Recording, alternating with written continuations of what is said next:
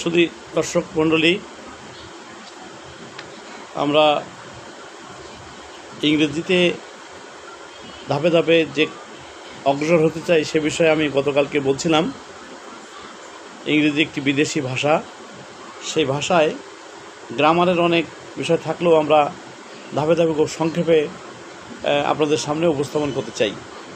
আজকের আমি কয়েকটি বাক্য, যেটা খুবই সাদামাটা বাক্য আমরা বলে থাকি, সেগুলো আমরা বাংলায় বলে তার ইংরেজি করি। তারপরে আমরা গ্রামারের কিছু বিষয় আলোচনা করব। পরে আপনারা যারা এখন আমার কথা শুনছেন তারা একটু মনোযোগ দিয়ে একটু খেয়াল করেন। এখানে যদি এমন একটা বাক্য হয়, আমি সকালে ঘুম থেকে উঠি, I get up in the morning.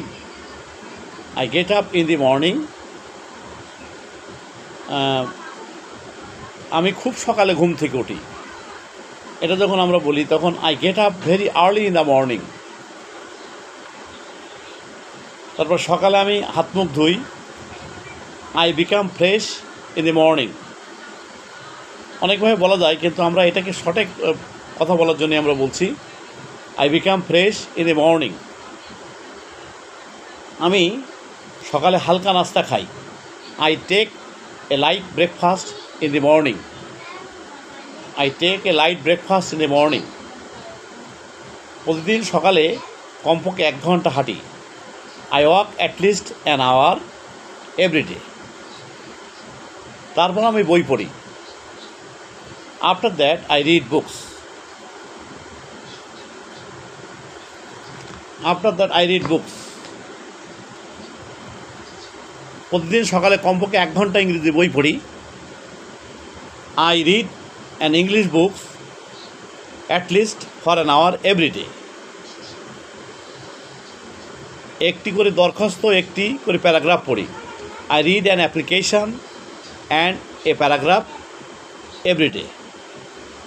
পড়লে নতুন নতুন শব্দের সাথে পরিচিত হতে পারি, I can be introduced with new words by reading everyday. এইভাবে 1 মাস চালিয়ে যেতে চাই। In this way I want to continue my reading for an hour. এই যে বাংলায় কয়েকটি বাক্য, তার ইংলিশে বললাম, এটা আমরা আরও সুন্দর করে বোর্ডে লিখেও বলতে পারি, কিন্তু যারা শুনেছেন খুবই সহজ বাক্য।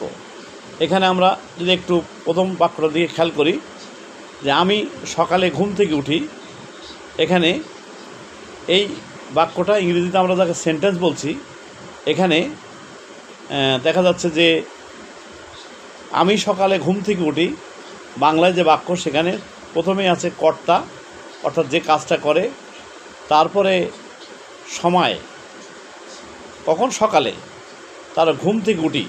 ঘুম থেকে উঠি আমরা একসাথে গেট আপ বললেই আমরা ঘুম থেকে উঠি বোঝাই। তাহলে এখানে আমরা ইংরেজি করার সময়, আমরা বাংলার থেকে ইংরেজি করার সময় প্রথমে কর্তা অর্থাৎ সাবজেক্টটা বলি, তারপর ভার্ব বলি, আর সময়টা তারপরে বলি। যেমন আই সাবজেক্ট, এবার ক্রিয়া ঘুম থেকে উঠি, গেট আপ, এবার কখন, সকালে, ইন দি মর্নিং। তো বাক্যটা বললাম কি, I get up in the morning. এরপরে দেখেন যে বাক্যটা আমরা বলেছি আর একটু শব্দ বাড়িয়ে, আমি খুব সকালে ঘুম থেকে উঠি। এখানে খুব সকালে, এই খুব সকালে নতুন যোগ হয়েছে, সেটা দেখেন কীভাবে, I get up very early in the morning. আগের বাক্যর সাথে পরের বাক্যের এখানে একটু পার্থক্য হলো, ভেরি আর্লি, খুব সকালে। কোথায় বসলো? এটা ঠিক ভার্বের পরে বসলো, ভেরি আর্লি।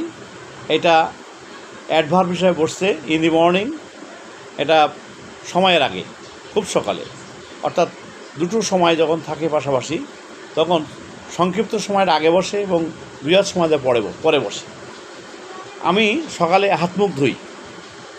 এখানে আমি সকালে হাত মুখ ধুই, আমরা যদি ভাবার্থে প্রকাশ করি, তাহলে প্রথমে সাবজেক্ট আই, বিকাম ফ্রেশ, মানে হাত মুখ ধোয়া, বিকাম ফ্রেশ করতে বললেই বোধ হয়।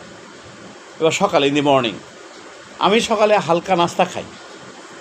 এখানে আমি, তারপরে ক্রিয়া খাই, তারপর সকালে হালকা নাস্তা, এখানে সাবজেক্ট, তারপরে ভার্ব, তারপরে অবজেক্ট, তারপরে বসছে সময়, অর্থাৎ বাংলা থেকে ইংরেজিতে একটু খেয়াল করেন। প্রথমে সাবজেক্ট বসছে, তারপরে ওই বাক্যের ক্রিয়া যেটা বসে সেটা বসবে, তারপরে কর্ম অর্থ অবজেক্ট বসবে, তারপরে সময়টা বসবে শেষে যেয়ে। অর্থাৎ I take a light breakfast in the morning. In the মর্নিংটা সময় বোঝায়, শেষে বসছে। পরের বাক্য দেখেন, আমি প্রতিদিন সকালে কমপক্ষে 1 ঘন্টা হাঁটি। অর্থাৎ এখানে সাবজেক্ট বাংলায় যেভাবে বসছে, ইংলিশে একটু ঘুরে বসছে। প্রতিদিন সকালে, বাংলায় দেখেন প্রতিদিন সকালে কমপক্ষে 1 ঘন্টা হাঁটি। এখানে আমি ভিতরে লুকিয়ে আছে, তখন ইংলিশে বলছি, তখন হাঁটেকে আমি, আই ওয়াক।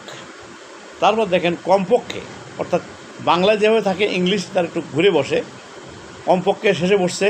তাহলে আই ওয়াক অ্যাটলিস্ট, এবার 1 ঘন্টা, অ্যান আওয়ার, তার প্রতিদিন, এভরিডে। তাহলে 1 ঘন্টা এবং এভরিডে দেখেন দুটো সময়, সংক্ষিপ্ত সময় 1 ঘন্টা, সেটা এভরিডে যেটা একটু ব্যাপক সময়, সংক্ষিপ্ত সময় আগে বসছে, আর এভরিডে একটু বেশি সময় বলে পরে বসছে। আর অ্যাটলিস্ট এটা ঠিক ভার্বের পরে এবং 1 ঘন্টার মাঝখানে বসছে। I walk at least an hour everyday. একইভাবে পরের বাক্য, তারপর আমি বই পড়ি। আমি ধারাবাহিকগুলো বলি, তাহলে আমি বই পড়ি, আমি পড়ি বই। আর আফটার দ্যাট, তারপরে আই রিড বুকস। এটা যদি আপনি এইভাবে বলেন I read books after that, তাও কিন্তু হবে, অসুবিধা নেই। প্রতিদিন সকালে 1 ঘন্টা ইংরেজি বই পড়ি। তার মানে এটা ইংলিশে আনলে হবে, আমি পড়ি ইংলিশ বই কমপক্ষে 1 ঘন্টা এভরিডে, প্রতিদিন। অর্থাৎ I read an English book, subject verb object, at least for an hour, at least for an hour, আর এভরিডে একদম শেষে। তাহলে আপনারা মনে রাখবেন যে সময় যখন থাকবে দুটো সময়, তখন সংক্ষিপ্ত সময়টা আগে আর বৃহৎ সময়টা পরে বসবে। আর কমপক্ষেটা কোথায়? ঠিক ভার্বের পরে। অ্যাটলিস্ট শব্দটা কোথায় বসলো? ভার্বের পরে। I read an English book at least for an hour everyday. এর পরবর্তী বাক্য, একটি করে দরখাস্ত ও একটি করে প্যারাগ্রাফ পড়ি। তার মানে এখানে আমি পড়ি এগুলো। তো বলতে I read an application and a paragraph everyday. এই যে বাক্যটা বললাম, এখানে সাবজেক্ট ভার্ব অবজেক্ট পড়ছে, এর সময় নেই, এভরিডে লাস্টে আছে। তাহলে আমরা এটা বলছি, মানে এইভাবে যদি আপনারা ইংরেজি শিখতেও চান, তাহলে প্রথমত আপনারা আপনাদের যে বাড়ি বই আছে সেখান থেকে একটা করে প্যারাগ্রাফ দেখে দেখে পড়ে নিতে পারেন। পড়লে সেখান থেকে আপনি নতুন নতুন শব্দের মুখোমুখি হবেন। আমরা প্রথম দিন আমরা এই কথাগুলো বললাম। পরে দেখেন, পড়লে নতুন নতুন শব্দের সাথে পরিচিত হতে পারি। I can be introduce with new words by reading. I can be introduce with new words by reading. আমি হতে পারি পরিচিত উইথ নিউ ওয়ার্ডস, নতুন নতুন শব্দের সাথে, বাই রিডিং। কিসের মাধ্যমে? By reading. অর্থাৎ বাই রিডিংটা একদম শেষে দিলাম। এখন বাই রিডিং প্রথম থেকে লেখেন যে by reading I can be introduce with new words, তাও কিন্তু হবে। পরিষ্কার করে আমরা বলি, I can be introduce with new words by reading, এভাবে বললে হবে। আবার বাই রিডিংটা প্রথমে দিয়ে, by reading I can be introduce with new words, এটাও লিখতে পারে। আমরা লাস্ট বাক্য, 10 নম্বর বাক্য, এইভাবে 1 মাস চালিয়ে দিতে চাই। ইন দিস ওয়ে, এইভাবে I want to continue my reading everyday for a month. I want to continue my reading everyday for a month. প্রতিদিন 1 ঘন্টা করে চালিয়ে দিতে চাই।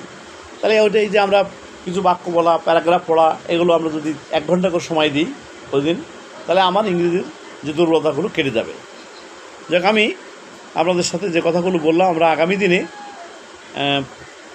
ইংরেজির একদম শব্দ থেকে কীভাবে বাক্য তৈরি হয় এবং সেন্টেন্সগুলোর বিভিন্ন প্রকার বলে আমরা কিছু বাক্য বলবো, এবং তার সাথে আগামী দিনে আমরা প্যারাগ্রাফও এখানে আলোচনা করতে চাই।